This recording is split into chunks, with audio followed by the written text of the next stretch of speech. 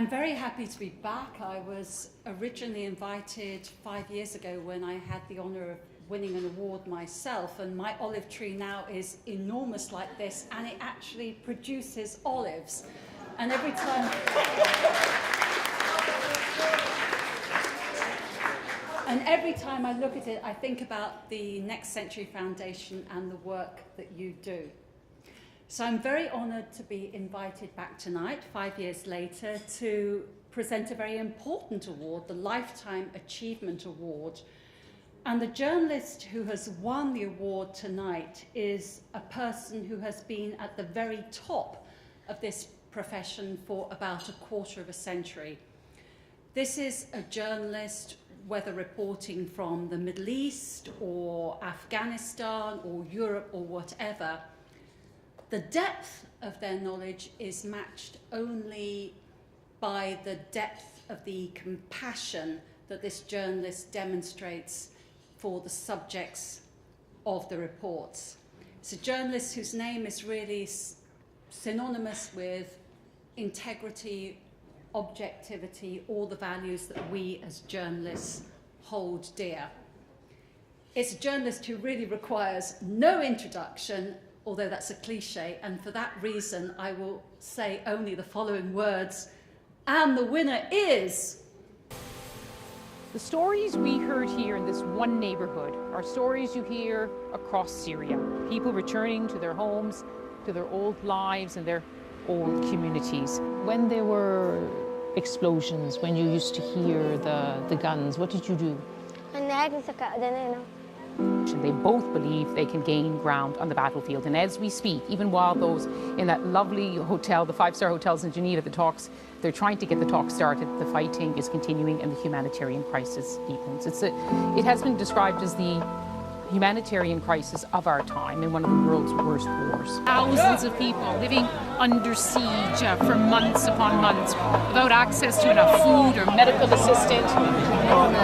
Absolutely desperate for help, desperate to get out. The Iranians wanted the nuclear deal to achieve a greater engagement with the outside world and most of all, the West. Europe's visit is a strong symbol of that. And why would there be much rebuilding when everyone fears there'll be another war?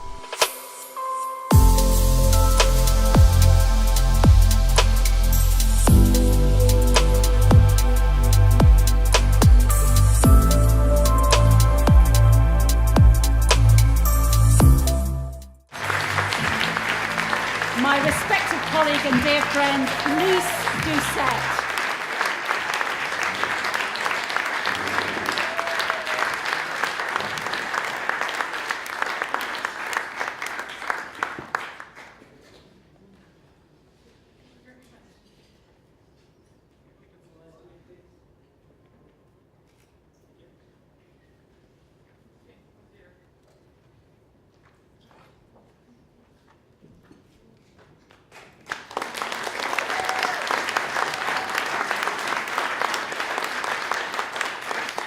Wow. Thank you. Shukran kathir. Toda raba. Bisir tashakor. Thank you.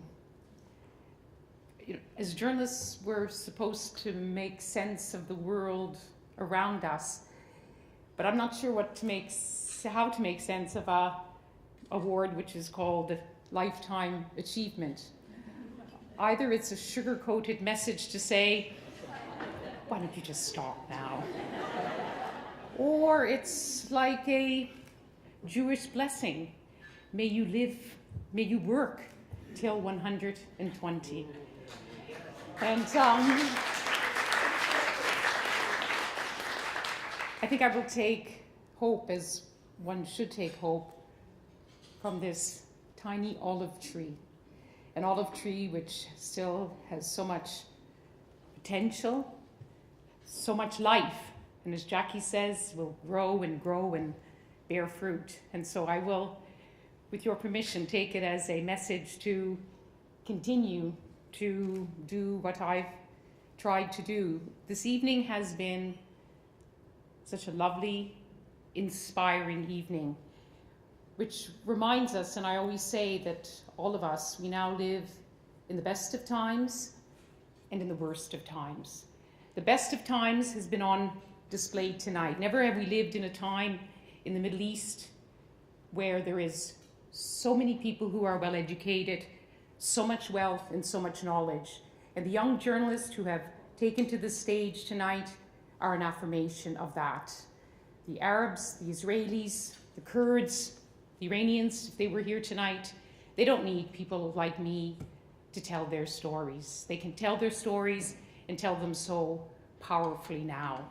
And that is why it makes, for someone like me, a Canadian with a funny accent, working for a corporation based in a country, of course, with an imperial past, the fact that people across the Middle East continue to open their hearts and their homes, strangers and friends and fellow travelers, it makes our job, my job, worthwhile.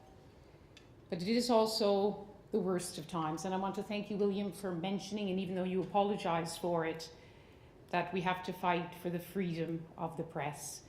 And this stunningly long, shockingly long list of those who've lost their lives in the field and on the front line are an affirmation that so many people, mostly people from the region, believe how important it is to keep telling the stories. And awards like this, of course, for me to receive an outstanding or lifetime achievement award, there's an injustice in journalism. It's always one name, but as my colleague Christine so rightly said, these awards should go to a multitude of people. And in my case, camera persons, producers, colleagues, the strangers, the people, the friends who I've made over more than a quarter of a century of working in the Middle East. And tonight is such a microcosm of the Middle East. All of you here, Muslims, Christians, Jews, people of all faith and of no faith. And I think all of us tonight, and thank you so much, William, for making this evening possible, and all your great interns, and because the kind of the hope and the humor and the humanity which draws us all tonight, may we all take it away and continue to hope, perhaps against hope, that the troubled Middle East will find a more peaceful path. Thank you very much for allowing me to.